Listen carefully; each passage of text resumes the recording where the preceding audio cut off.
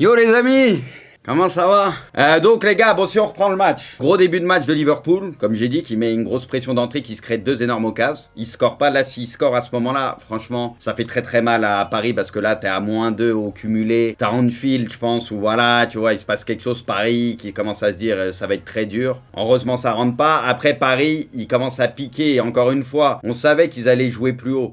Liverpool, donc on savait qu'il allait avoir un peu plus d'espace pour le PSG, parce que par rapport à l'aller où bah, ils étaient en bloc bas, ils défendaient Liverpool, on savait très bien que ça allait pas être la même histoire au retour. Mais du coup, le premier rideau, ils ont galéré au début, il y a peut-être eu un peu besoin d'ajustement. Tu vois, à passer le premier rideau, le premier pressing de Liverpool, ils galéraient, ils les obligeaient à jouer plus long, donc ils récupéraient les ballons Liverpool. Mais à chaque fois qu'ils commençaient à s'habituer à ça et à passer le premier rideau, là par contre, tu le sais, à chaque fois c'était danger parce qu'il y a que des flèches au PSG et c'était du 4 contre 4 quand ça se projetait vite et tout. Et c'est là où tu te dis, bah là le PSG va pouvoir piquer bien comme il faut. Bon, après le but de Dembélé, il y a un peu de réussite, mais il faut être là. Voilà, et bon, Dembélé, de toute façon, on a compris ces derniers temps qu'il marquait pas mal de buts. Moi, je l'attendais sur un match comme ça, même si le but il est spécial, mais c'est un but, faut être là à l'affût, donc moi je l'enlève pas, rien à dire. Mais moi, je l'attendais, tu vois, décisif sur un match comme ça, parce qu'à l'aller, Dembélé, on a revu sa mauvaise version où bah il envoyait des frappes quand il fallait pas, c'était forcé. La passe de Mendes sur le but de Dembélé, incroyable. La passe de Mendes, elle est très très propre. Et la passe de Barcola, elle est belle aussi, hein. Parce que Barcola, c'est peut-être pas le meilleur du PSG hier soir, pas de souci, mais ça passe. Je sais pas si vous voyez ce que je veux dire. Il la met entre Alisson, t'as Konaté et je crois que c'est Szoboszlai qui était en train de revenir. Je crois qu'il y avait aussi Szoboszlai. Il la met entre les trois. Les mecs, ils arrivent tous lancés les uns contre les autres et du coup, tu sais, ça provoque un peu le cafouillage et il les fait bugger parce que la passe, elle est très propre. Konaté, après, tu le vois, bah il jette, lui, il est obligé et tu le sens, il essaye de la décaler sur le côté, mais il se loupe un peu parce que c'est pas évident en vrai. Et voilà, bon, Dembélé il suit et but parfait. Tu sens que ce but fait du bien. Après, t'as l'occasion de Barcola aussi où il part un peu pied gauche là, mais il se met trop de côté, c'est dommage. T'as l'occasion aussi de Dembélé à un moment aussi. Deuxième mi-temps, les gars, le début de deuxième mi-temps, ça va comme je disais. Et après, par contre, les 30 dernières minutes, franchement, tu subis. Il y a les occasions, il y a des trucs, mais honnêtement, pareil, les gars. Et moi, comme tout le monde, on a tous critiqué Donnarumma jusqu'à maintenant et on l'a vu à l'aller. Et voilà, le seul truc limite qu'il doit bien faire, bah, il l'a pas fait très bien. Il a coûté quelques matchs aussi. C'était pas le seul, hein, mais il a coûté quelques matchs. Paris, par le passé en Ligue des Champions, où il a pas été réprochable. C'est une vérité, les gars. Donc, pareil, tous ceux qui vont dire, oh, tous ceux qui critiquaient Donnarumma, là, vous la fermez bien. Non, Donnarumma, s'il est bon, on va le dire. Il a coûté des matchs, il a fait des erreurs, il était loin d'être irréprochable sur des matchs en jeu en Ligue des Champions avec le PSG, c'est les faits. Là, sur ce match-là, rien à dire. Donnarumma, même là où il m'a fait plaisir, c'est que d'habitude, il se chie dessus. Ils ont eu 1 milliard de coups de pied arrêtés, de corner et tout, Liverpool, et d'habitude, il aime pas ça, Donnarumma, il chie dessus, il reste proche de sa ligne, etc. Là, ce qui m'a fait plaisir, c'est qu'il sortait de sa ligne, il prenait des risques, il allait au casse-pipe. La vérité, il m'a fait plaisir sur ça. D'habitude, il est passif de ouf. Là, honnêtement, il y allait sur les corners et tout. Je me suis dit, putain, bah voilà, c'est ça aussi peut-être qu'il faut voir. Le mec, il fait 12 mètres, soit pas passif comme ça. Et il y a rien à dire. Il a été, et même lui, il insufflait de la confiance au reste et tout. Il était là, il était présent, la bonne attitude, rien à dire. Rien à dire. Il a pas joué avec la peur, donc ça faisait plaisir de voir Donnarumma comme ça. Et puis voilà, bon, le PSG tient bon, il y a le poteau, il y a quelques occasions, il y a des trucs, mais ça tient bon, mais tu sens que le PSG, physiquement, c'est dans le dur. Puis après, il y a les entrants aussi qui font beaucoup de bien.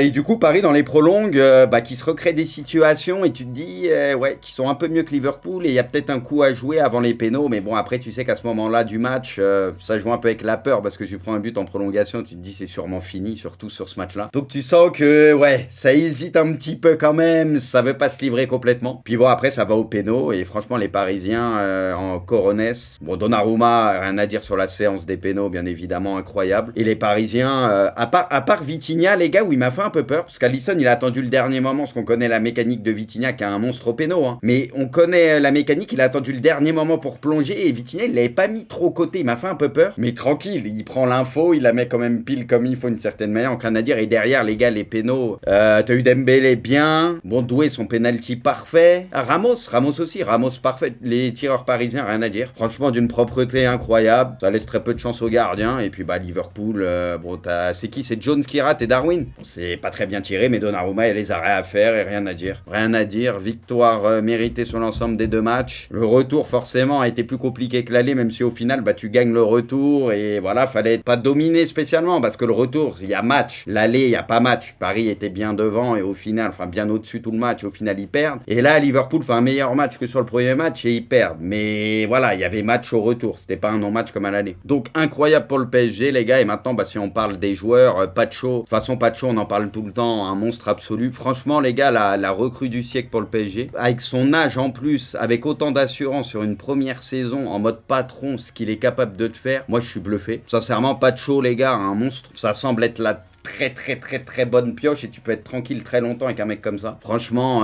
incroyable. Et il a fait du bien à Marquis, oui, mais il a fait du bien à Marquis de manière générale. Les deux, je trouve, cette association, elle marche très bien. Il a fait du bien aussi à Marquis. Donc, Nuno, les gars, Nuno, on parlait souvent. Ces deux matchs, pareil, incroyable, même si, ok, sur le but de Liverpool à l'aller, il peut être fautif, mais comme d'autres, parce qu'il y avait Marquis contre Darwin, le placement de la défense aussi, où ils vont trop dans l'axe, Donnarumma qui est pas irréprochable. Mais franchement, les gars, Nuno, les deux matchs qu'il fait, parce qu'on le voyait défensivement sur certains matchs, avoir quelques trous d'air, faire quelques erreurs et tout. Puis là, tu vois comment ça commence en plus le match où Salah, à un moment, il lui met un petit pont, il passe sur le côté, tu sais, deux fois un peu, il se fait avoir. Tu te dis, oula, putain, ça va peut-être être une soirée compliquée. Et tranquillement, petit à petit, il s'est pas affolé et il a repris le dessus sur Salah. Et match incroyable de Nuno, encore une fois, ses sauvetages, ouais, toujours au bon endroit, au bon moment, rien à dire. Non, franchement, Nuno, moi, il m'a choqué parce que autant offensivement, on n'a jamais eu de doute sur lui. On sait que c'est un joueur qui est très fort offensivement, contre-attaquant de ouf. Autant défensivement, il nous a fait quelques conneries aussi par le passé et là honnêtement il te sort deux matchs de haut niveau, donc extraordinaire. Le milieu de terrain, les gars, bon, Vitinha, c'est du Vitinha, de toute façon on connaît. Neves, il a fait son match. Vitinha, j'ai trouvé très bon aussi. Barcola, peut-être un peu moins bien, on va pas se mentir, mais voilà, hein, il est à l'origine du premier but aussi, donc il a pas été nul non plus, mais peut-être un peu moins bien. Ruiz, je l'ai trouvé un peu moins bien que les deux autres au milieu de terrain. Il a fait son taf. En fait, c'est Vitinha, moi j'ai trouvé c'est Vitinha le mieux, et après t'as Ruiz, et après t'as Neves, et après Ruiz. Mais il a fait son match, hein. Mais là je te parle si je dois donner un truc, mais il a fait son match. Gvara, Gvara, il y a eu du bon et du moins bon aussi, j'ai trouvé. Après, au bout d'un moment, ça a plongé un peu physiquement aussi en deuxième mi-temps d'une certaine manière, donc tu sentais que les Parisiens, ils étaient un peu moins bien, donc tout le monde a subi un peu ça. Mais Gvara, il y a eu des bonnes choses, et il y a un moment, ça a peut-être un peu plongé aussi. Mais il a fait des retours défensifs, un moment, il revient gratter un ballon après une perte de balle, il y a eu le sauvetage aussi, il y a eu des trucs sur l'implication extraordinaire par contre, mais ça, il y avait que comme ça que tu pouvais éliminer Liverpool, et ça, tout le monde était impliqué. Et Dembélé, les gars, bah, il met son but. Dembélé, beaucoup d'efforts, il court, ça, y a rien à dire. Après, à un moment donné, les gars, je devenais fou parce qu'il foirait toutes ses passes, on le voyait plus dans le jeu, tu sentais, il avait un contre-coup, il était cuit. À un moment donné, il a disparu pendant 30 minutes, il a disparu à un moment. Il a disparu, et après, il a réapparu quand il a fait sa petite frappe, là, sans élan, où Alisson, il fait une belle parade et tout, tu vois. Mais à un moment donné, il a traversé un moment où,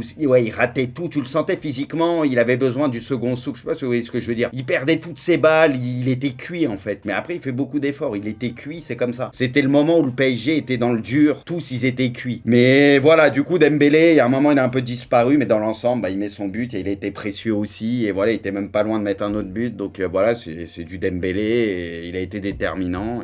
Il met son péno aussi, donc rien à dire. Donc voilà, les gars, pour les points forts, Donnarumma a parlé avant, match incroyable. Et après, les entrants, les gars. Les entrants aussi, et c'est là la force du PSG aussi cette saison, c'est que c'est un groupe, c'est une équipe, et même tous les mecs qui vont rentrer, ils vont apporter quelque chose. Ramos, je veux dire, le mec, il pourrait être totalement frustré, mais à chaque fois qu'il a un peu de temps de jeu, bah, il met des buts où il fait quelque chose. Là, il a son penalty, il a un rôle à jouer important, et son penalty nickel. Lisse et ses frappes, ça manque un peu de calcium. Zahir, bonne entrée, il a fait du bien, lui, physiquement et tout, ce que tu sentais encore une fois que ça piochait à un moment donné le PSG, les entrants fait beaucoup de bien, et Doué, les gars, encore une fois, hein, je sais pas jusqu'où il peut aller, mais le mec il rentre dans un contexte Ligue des Champions en Anfield, Van Dijk, pas Van Dijk, qui tu veux, Robertson, tu peux lui mettre, peu importe, bref, tu lui mets n'importe qui, il en a rien à foutre, il rentre, il percute, s'il est face à deux mecs, il s'en bat les couilles, qu'est-ce qu'il est fort, sa vitesse d'exécution, mais exactement, à un moment il fait sa passe en flip-flap un peu là aussi, mais même moi ce que j'aime bien c'est que c'est un mec qui est ultra technique, on l'a compris, mais il fait pas des gris-gris pour rien la plupart du temps,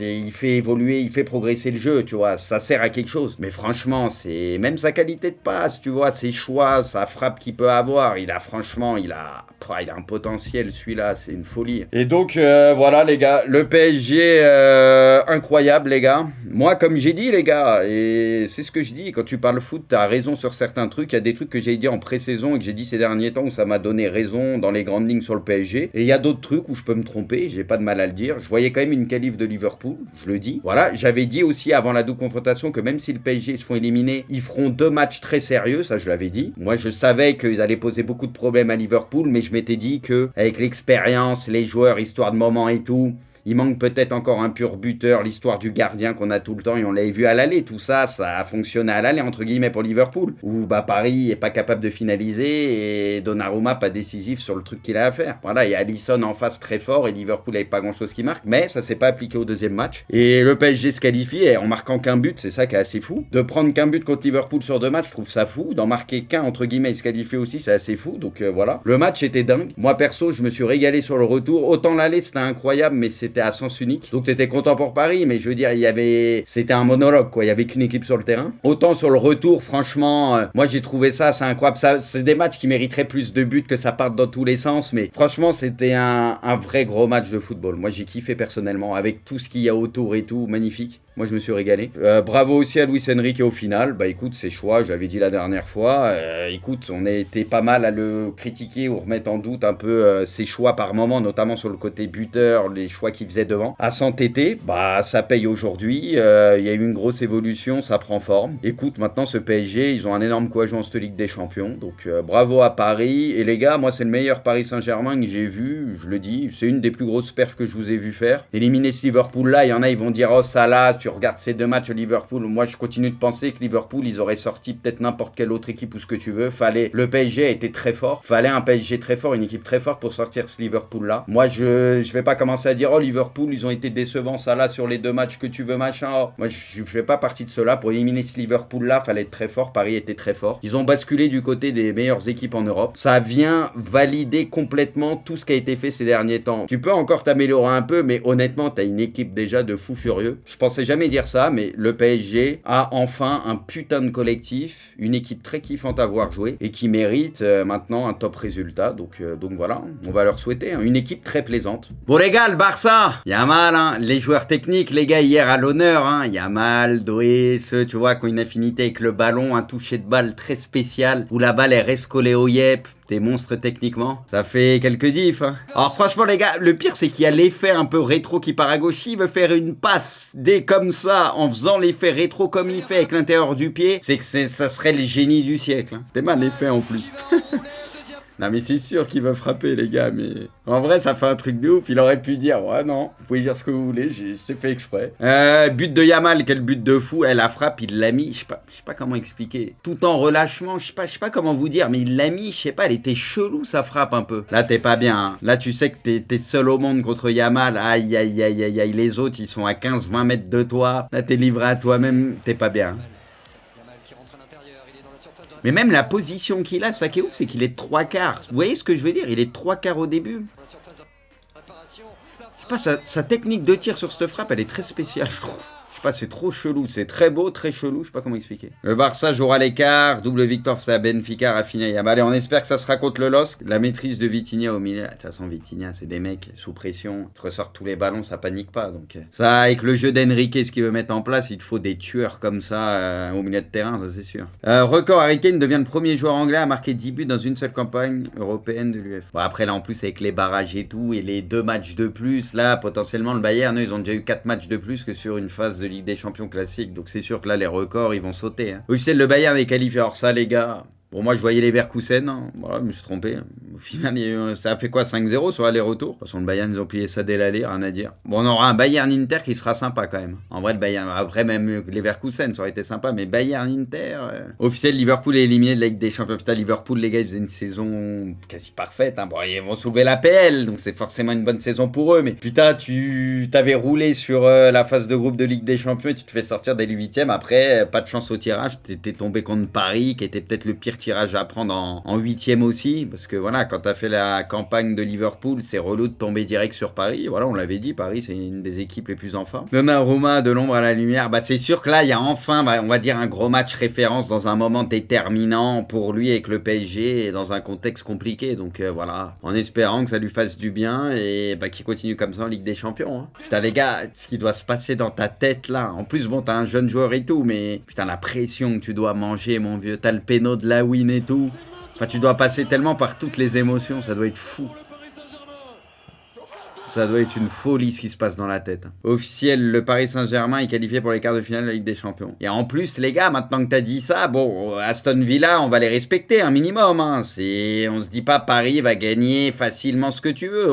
Faut se méfier. Mais Paris est favori, c'est comme ça. Ça, c'est sûr qu'ils sont favoris. Mais tu te dis en quart de finale, tu joues Aston Villa en plus. T'as joué un Cador en 8ème, mais du coup, là, t'as un quart de finale où, tu vois, qui est quand même abordable vraiment pour toi. Il y a un gros coup à jouer. Quoi. Après, on va pas se dire que c'est fait. Je pense que si tu regardes les quarts de finalistes qu'il y aura, Aston Villa, voilà, tu préfères quand même jouer Aston Villa que certaines équipes, c'est ça que je veux dire. Mais ça, c'est Paris qui a ce mérite de s'être ouvert le tableau un peu contre Liverpool.